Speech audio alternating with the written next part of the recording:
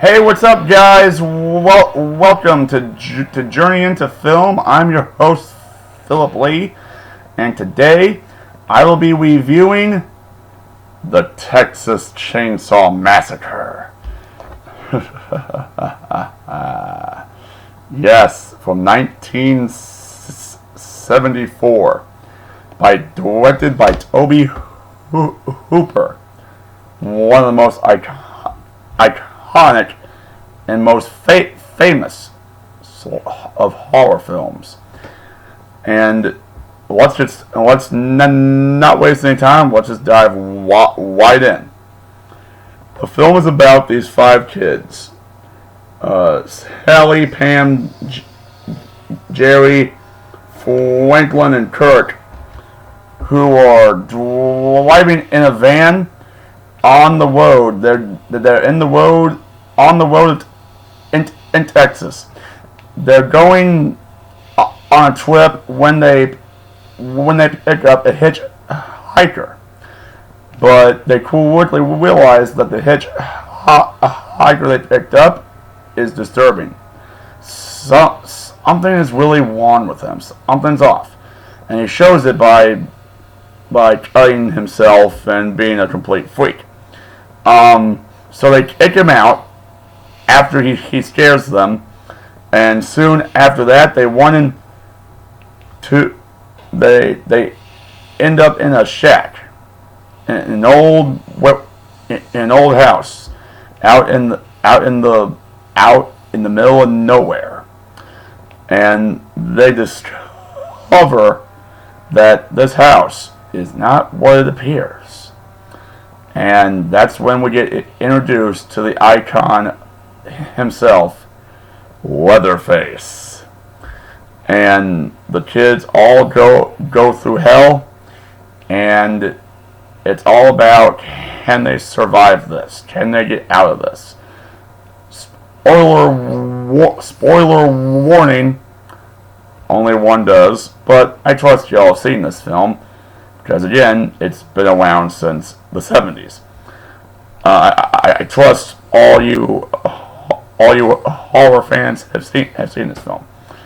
So I'm just gonna end the synopsis and go right into my thoughts. When I started getting into horror, the first thing that stood out was the slashers, because that's a very famous part of the horror genre. Now, here's the story of how I was introduced to this film. I went to the theater back in 2003 to see something else. And I was walking down the hall with my dad, and they had this big poster of the Texas Chainsaw Massacre, the remake that was coming out. Now, I didn't know that this was a remake until like a few months later, when I went to Best Buy and saw the original version, as well as a bunch of sequels, all on sale. I didn't buy them because back then I didn't care to watch that stuff. Horror was not my bag back then, and I remember the poster of the remake scaring me so much to where a few weeks later, me and my dad went back to the theater to see something else, and I mentioned that poster to the clerk, and they said, "Yeah, man, some guys came and tore that poster down." And to say I had a big sigh of relief was an understatement. That might expose me as a coward back then, but things change. But back then I was not into it.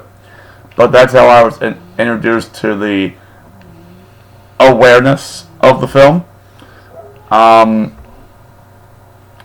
But I did it eventually in 2009 when I started watching more horror films. I rented this film from the library, and I watched it like a few days before Christmas. Yeah, of all the stuff to watch around Christmas time, I went stuff like Halloween and the Texas Chainsaw Massacre, the originals. What a bunch of weird stuff to watch around that time of year. But you know what? I kind of like to watch that stuff for some reason around the holidays, as well as October. I really loved this film when I first watched it. When I watched it back last year, because the last year I chose to do what I'm doing now, watch a bunch of scary films. Except back then I was not reviewing films. Now I am, but back then I was just watching them because I hadn't seen them in a while, and this one was one of the films I chose to watch again. And my thoughts on the film, well, I still love this film a lot, but there were some things I did notice. First of all, the main characters, the kids that you meet, they all get killed. All of them but one. I'm not gonna say who, but one of them makes it out okay, but the other ones all get brutally killed in ways that you will not be able to unsee once you see them. Once you see the way some of these kids get the axe, you're not going to be able to unsee that. It's going to be in your brain for the rest of your life. But the actors that play these kids, as well as the characters themselves, they suck. And that's kind of a big weakness for slasher films. That's why when it comes to the entire world of horror films, the slasher half of the genre is actually my least favorite. Don't get me wrong. There are still some that I like. There's still some I really love to watch and think are fun films, but after a while, I do get sick of the whole, okay, this person's gonna die, just do it. Because I know it's gonna happen. It's more about, okay, how are they going to die? We know they're gonna die. It's how are they going to? And in some cases, can you, as the writer of this film and the actors playing these characters, can you make me root for these characters to the point where I don't want to see them die? Because that's where, in my view, the film shines. From being a fun film to being a great film in the slasher world.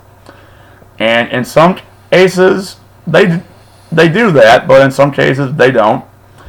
But with that being said, even though I don't care for the characters who get killed, I still really love this film. But why is that? I really like the way the film looks. The film had a really low budget, and it kind of shows when you watch it. But I like that stuff because it shows, okay, we don't have a big budget, so what can we do creatively to make up for that? Well, in this film's case, they showed a world that is very demented, and twisted and effed up. And I really like the kills. The way they do it is just sick. The scene where the girl gets picked up and gets put on a meat hook is like that is a scene that in my case I cringed a lot. This is a film that you do not want to eat food while you're watching this, because you might want to go to the bathroom if you do. Because not just the kills, but the house is just so disgusting. I mean, all the rooms is like, dude, you just look at that house once you see the inside of it, and you're going to the rooms, you're like, who in their right mind would want to live in a place like that? But then you realize, oh wait, there's a family of cannibals, and they're crazy enough to live in a place like this. Well, that makes sense. And Leatherface, the star of the film, uses that house to do his kills and also skin the people that he kills. It's pretty disturbing.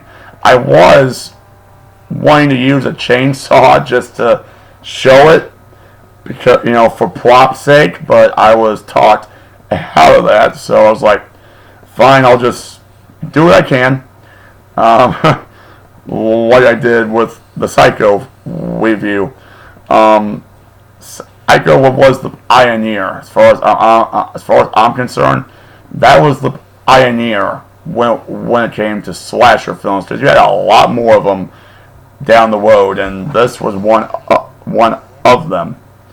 And it's really good as far as atmosphere, tone, look, and the fact that you've got one character in Leatherface that really is really fun to watch if you are a fan of this style of film. I don't mind the style. I like the style a lot, and I like the film. The scene at the table when the girl is tied in a chair and and her mouth is gagged, and she's having to watch the family go nuts,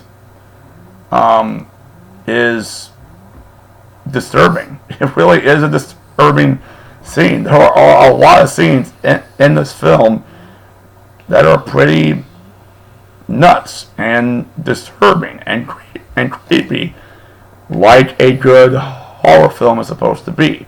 And I will admit, even though I didn't care for the main characters, I did start to care for the last girl, the one that does live, the one that survives. I believe her name was Sally. Yeah, it was Sally. She survived, and I was hoping that she would.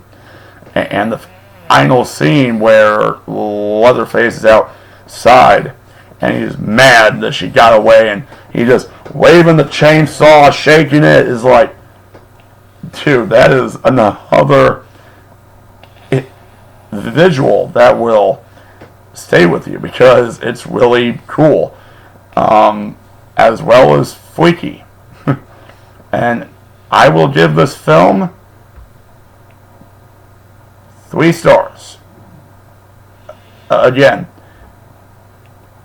I did grow to like and cheer for this Allie character, but the rest of them, I could care less. I was just kind of waiting for him to get the axe. And with that said, this has been the Texas Chainsaw Massacre. This has been, I am your host, Philip Lee. This has been Journey into Film. Do not forget to like and subscribe and spread the word. And I will see you next time.